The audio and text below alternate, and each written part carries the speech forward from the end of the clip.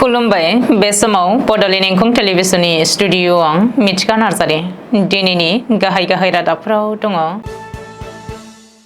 आसामाव खामानि गैजायैनि हारा गुबुन रायजोफोरनि रुजुनायाव 6.1% खमायदों बुंदों गिबि मन्थ्रि। हलंगाफार गिबन सेंचुरियाव थावनि फुंखा जावखांनो मिरु आबहावायारि आरो हाग्रा बिफाना गनायथि होबाय। हाग्रा बिफाननि सासे मावफारियानि जिउ खहा। 3 थालानि गंसे बिल्डिंआ गुब्रुनानै 9 सुबुंफोरनि जिउ खहा। मन्थ्रिनि न'आव बमा बेरनानै दुंहाव थासारि सोमजिखांदों। बिडिपिनि सासे सोद्रोमाखौ सिनाय मोनि दुथांफ्रा गाग्लोबदों।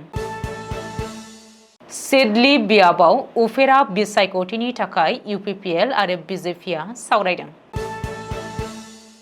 अरविंद केजरीवालआ जोबथेसालिनिफ्राय गनायनि उनाव गिबि मन्थ्रि बिबानखौ एंगारनो हासिगौ। दानिया फैदोनि आबुं रादाबाव।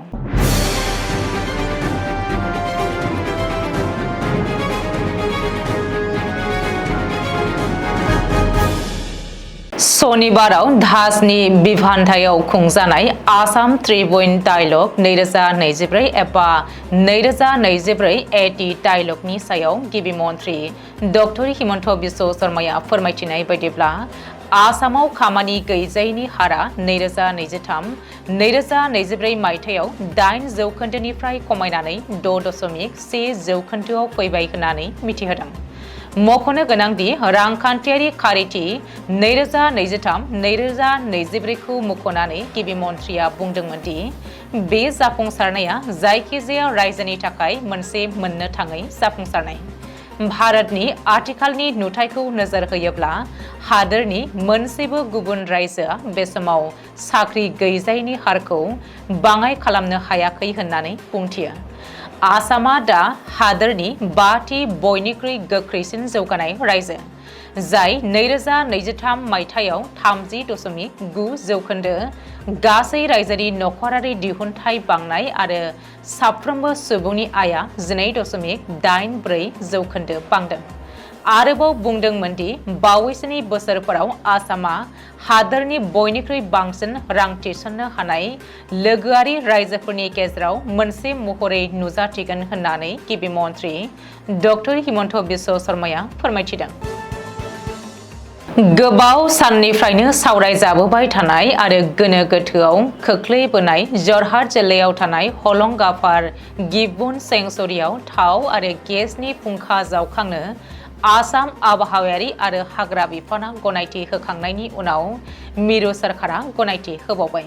गासै 13 किल'मिटार हाग्रा सिंनि 4.50 हेक्टर हायाव पेट्रलियाम आरो गेसनि फुंखा जावखांनो गनायथि होदों अएनजीसीनो।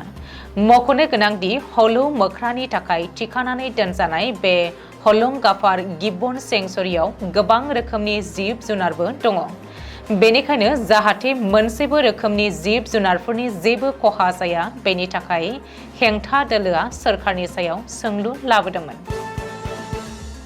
कामरुप जिल्लायाव हाग्रा बिफाननि सासे मावफारियाखौ गंसे सोरखारि क्वार्टाराव थैनानै थानाय थासारियाव मोननाय जादों। जिउ खहा जानाय सुबुंखौ लहारकाट हाग्रा बिफाननि रफिक आली होननानै सिनायथिनाय जादों। सुलुङाव फोरमायथिनाय बायदिब्ला रफिक आलीया साननि समाव लोमजानानै उन्दुनानै थानायनि उनाव नखरनि सुबुंफोरनो फोरमायहरनायनि उनाव नखरनि सुबुंफोरा फाहामथाय होनो मिर्जा मेडिकेल सेन्टाराव लानानै थांदोंमोनब्लाबो बिखौ डाक्टरा थैबाय होननानै फोरमायथियो। थैनाय सुबुंनि गोथै सहखौ पलासबारि पुलिस थानायाव लानानै थांनाय जायो आरो थैनायनि गुबै जाहोनखौ रोखायै मिथिनो थाखाय पस्ट मर्टेम खालामनो थाखाय गुवाहाटी मेडिकेल कलेज आरो हस्पिटालाव दैथायहरनाय जायो। उत्तर प्रदेशनि मिरुतनि जाकिर कलनी ओनसोलाव गंसे थालाथामनि बिल्डिंआ हरखाबै गुब्रुनायनि जाहोनाव खमैबो 9 सुबुंफोरा जिउ खहा जादों। सुलुङाव फोरमायथिनाय बायदिब्ला बे गुब्रुनायनि जाहोनाव 15 सुबुंफोरा नांथानानै थानायनि उनाव 14 सुबुंफोरखौ रैखा खालामनो हादोंमोनब्लाबो जाब्रबथायजों सा 9 सुबुंफोरखौ जिउ गोमादों होननानै सनिबारखालि मिथिनो मोननाय जादों। एनडीआरएफ आरो एसडीआरएफआ गुब्रुनाय न'आव नांथानानै थानाय सुबुंफोरखौ रैखा खालामनो सैमानि मददबो लानाय जादों। बबेखानि बे ओनसोलाव गोबां अखा हानायनि जाहोनाव रैखाथि हान्जाफोरा गोबां जेंना सोमजिदोंमोन। बे जाथाया उत्तर प्रदेशआव सोमजिनाय दैबानानि जाहोनाव जादोंमोन, जेराव गं 11 जिल्लाफोराबो खहा जायो आरो दैबानाजों गासै सा 19 सुबुंफ्रा जिउ खहा जादों होननानै मिथिनो मोननाय जादों। गिबि मन्त्रि मावख'निफ्राय बे जाब्रबथायाव जिउ खहा जानाय सुबुंनि नखरफायाव 4 लाख राङै अनसुंथाइ होगोनखौ टुइटारनि गेजेरजों फोरमायदों। मणिपुर रायजोआव थानाय उखरुल हेमलिंआव थानाय भेटेनारि आरो एनिमेल हासबेन्ड्रि आरो ट्रेन्सपर्ट बिफाननि मन्त्रि कासिम बासुमनि न'आव सनिबारखालि हरखाबै बमा बेफ्रुखांनाय जाथाया सोराङाव फैदों। पुलिसआ फोरमायथिनाय बायदिब्ला मोनानि 8:40 रिंगासोआव बे बमा बेफ्रुखांनाय समाव नागा पिपुल्स फ्रन्टनि सासे सोद्रोमा आरो बीजेपीनि सासे दैदेनगिरिया न'आव गैयामोन होननानै मिथिनो मोननाय जादों। उखरुल पुलिसआ खौरां मोननायनि उनावनो जाथायसालियाव थांनानै बे जाथायनि बागै नायबिजिरनाय जायो। बे जाथायाव सासेबो सुबुंफ्रा जोखोम जायाखैमोनब्लाबो रायजोनाङैनो बे जाथायखौ हिंसायारि दुंहाव थासारि सोमजिखांनायखौ नुनो मोनदों। बाक्सा जिल्लायाव बिडिफा दोलोनि सासे मावथि सोद्रोमाखौ सनिबार मोनानि समाव माखासे दुथांफोरा हरखाबै गाग्लोबनानै गोब्राब जोखोम खालामदों। सुलुङाव फोरमायथिनाय बायदिब्ला गरेसर ओनसोलाव साबा दुथांफोरा करुणा कलिता मुंनि सासे सुबुंखौ बुथारनो नाजानायजों लोगोसेनो गुबुन सासे सुबुंनि सायावनो गाग्लोबदोंमोन होननानै मिथिनो मोननाय जादों। बे जाथायनि उनाव गरेसर पुलिसआ खौरां मोननायनि उनाव जाथायसालियाव थांनानै नायबिजिरहैनाय जायो। लोगोसेनो गोब्राब जोखोम जानाय करुणा कलिताखौ फाहामथाय होनो थाखाय गुवाहाटीआव दैथायहरनाय जायो।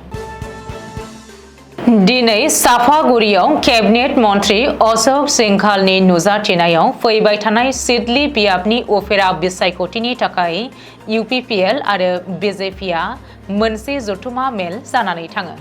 बे उफेरा बिसायख'थिनि थाखाय रड मेपनि सायाव गुवारै सावरायनाय जादोंमोन होननानै बिटिआरनि गाहाय मावफुं सोद्रोमा प्रमद बर'आ ससियेल मिडियानि गेजेरजों मिथिहोदों। बे हाबाफारियाव इउपिपिएल दोलोआ गोबां अनजिमानि भट मोनगोन होननानै फोथायनाय दं होननानै फोरमायो। बे हाबाफारिनि गेजेरजों गासैबो दोलोनि मावथिफोरखौ गावसोरनि गोख्रों बाउसोमनायनि थाखाय साबायखर बावदों बिटिआरनि गाहाय मावफुं सोद्रोमा प्रमद बर'आ। बेजों लोगोसेनो जों मोनसे गोजोन, स्मार्ट आरो सोमखोर बड'लेण्डनि फारसे जोंनि दावबायनायखौ सोलिहोबाय थागोन होननानै मिथिहोयो। बे मेलाव बिटिआरनि लेङाइ गाहाय मावफुं सोद्रोमा Gobinda Chandra Basumatary, MP Jayanta Basumatary, MLA Ajay Rai, EM आरो एमसिएलएफोरजों लोगोसेनो बिजेपि आरो इउपिपिएलनि चिरां जिल्लानि आफादगिरिफोराबो बाहागो लादोंमोन। 6 दान जोबथेसालियाव थानांनानै जामिनाव गबोनायनि उनाव दिल्लीनि गिबि मन्त्रि अरविन्द केजरीवालआ रबिबारखालि आम आदमी पार्टीनि दोलोआरि मेल खुंदों।